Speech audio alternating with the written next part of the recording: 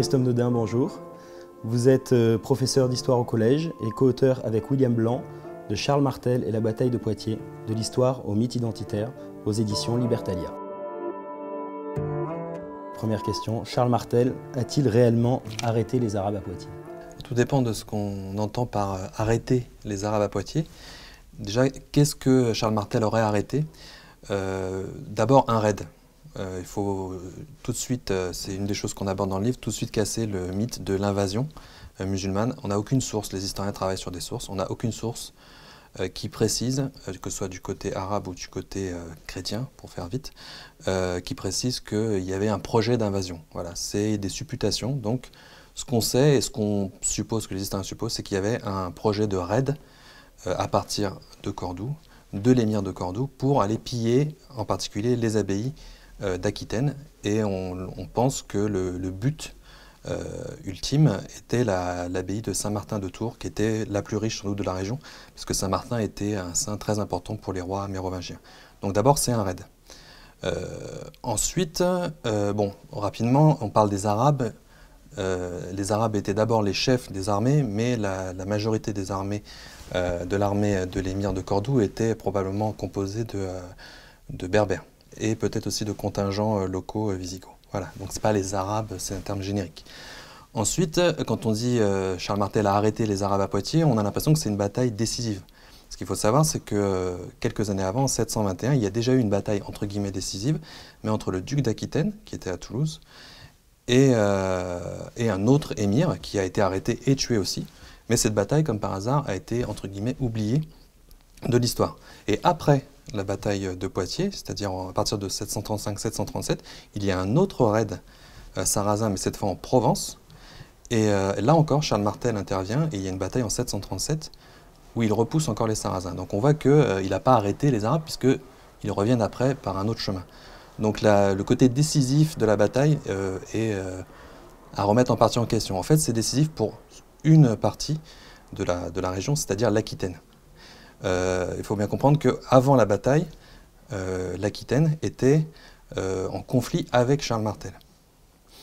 Et le duc d'Aquitaine a été obligé d'appeler Charles Martel à l'aide suite au raid sarrasin. Ce qui a permis à Charles Martel en fait, de mettre un pied en Aquitaine et de rendre le duc d'Aquitaine redevable de son aide. Donc c'est vraiment décisif, surtout pour l'Aquitaine, pas pour les rapports entre les Francs et les Sarrasins. Et la dernière chose, c'est pas décisif dans le sens choc des civilisations. Il faut bien comprendre que l'affrontement n'est pas religieux. C'est vraiment un affrontement politique entre différents types de pouvoirs politiques avec des alliances à l'intérieur. Vous avez des alliances entre le duc d'Aquitaine et un berbère qui est dissident du pouvoir de Cordoue, entre les Sarrasins donc, et la Provence qui sont pourtant chrétiens, et on l'a vu, des conflits et des alliances entre les Aquitains et les Francs. Donc tout ça, ça se mélange, et le facteur religieux est secondaire. Donc c'est pas non plus le choc des civilisations au sens affrontement entre l'islam et les chrétientés, c'est vraiment une bataille locale et politique. Comment expliquer le relatif anonymat de Charles Martel dans l'histoire et dans la littérature française jusqu'à ces derniers temps? Alors, ça dépend en fait si on parle de Charles Martel ou de la bataille de Poitiers, ou des deux en même temps. La bataille de Poitiers est assez rapidement oubliée, et il faut vraiment attendre Chateaubriand, donc c'est vraiment effectivement un long anonymat, pour que la bataille devienne en fait un vrai mythe, et c'est Chateaubriand le premier qui parle vraiment de ce fait d'arrêter les musulmans. Avant, c'est plutôt la figure de Charles Martel qui revient, mais dans des contextes précis. D'abord, dans ses rapports à l'Église. Souvent, l'extrême droite, par exemple, présente Charles Martel comme un défenseur de l'Église. C'est tout relatif parce qu'il est accusé dès le IXe siècle par l'Église d'avoir spolié les biens de l'Église pour entretenir son armée pour ses conquêtes. Ce qui est en partie vrai, sauf ce qu'il faut savoir, c'est que cette accusation intervient dans un contexte particulier, donc après Charlemagne, où l'Église vraiment commence à avoir du pouvoir, et qu'à l'époque de Charles Martel, se servir dans les biens de l'Église pour faire la guerre, c'était assez banal. Et puis souvent, c'était des gens de la famille qui étaient évêques, etc. Mais ce qui est important, c'est que l'Église a très vite, donc un siècle après, condamné Charles Martel. Donc il n'était pas forcément bien vu. Ensuite, c'est quand même un usurpateur, parce qu'il n'a jamais été roi, même s'il a son tombeau à Saint-Denis. Et donc il est souvent présenté comme un usurpateur. Il y a par exemple une légende, la légende de Sainte-Chère, Donc il parle bien à la fois de ses rapports avec l'Église, parce que Saint-Eucher en fait était l'évêque d'Orléans, et il aurait rêvé à l'époque de Charles Martel, pardon, il aurait rêvé que Charles Martel brûlait en enfer. Donc vous voyez, et cette légende va être tellement populaire au Moyen-Âge qu'elle va être reprise par Philippe le Bel au XIVe siècle, et qui va en fait s'en servir pour montrer que Charles Martel n'était pas un roi modèle. Voilà. Donc s'il est oublié pendant toute cette période, ou quasiment oublié ou secondaire, c'est parce qu'il est à la fois mal vu par l'Église et vu comme un usurpateur par les différentes dynasties. Voilà. Et alors comment, du coup, Charles Martel et la bataille de Poitiers sont devenus, assez récemment finalement, un mythe identitaire de l'extrême droite?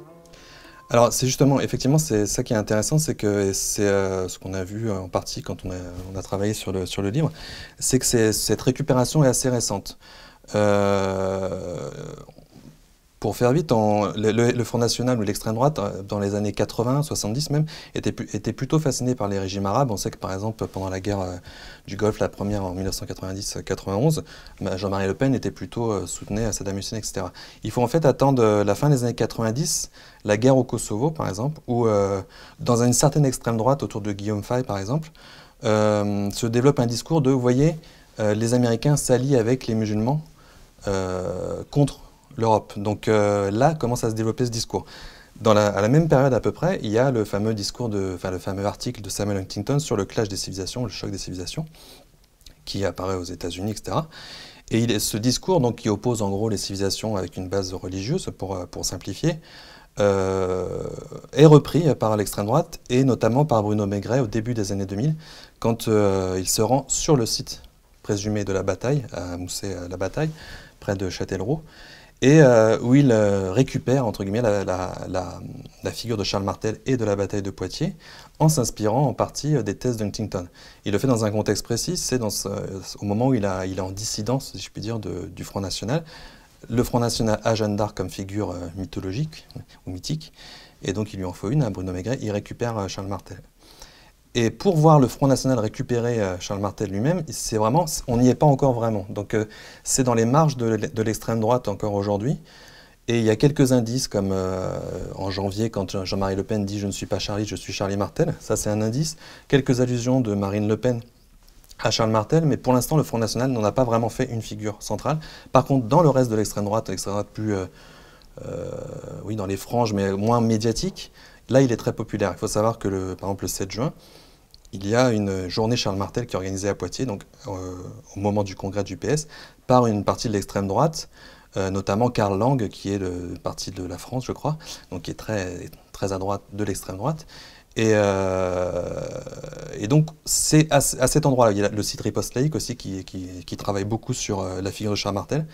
Il faudrait voir en fait dans les années à venir, avec le contexte international que l'on sait sur le djihadisme, etc., comment le Front National, si le Front National va s'inspirer du reste de l'extrême droite pour récupérer vraiment officiellement la figure de Charles Martel.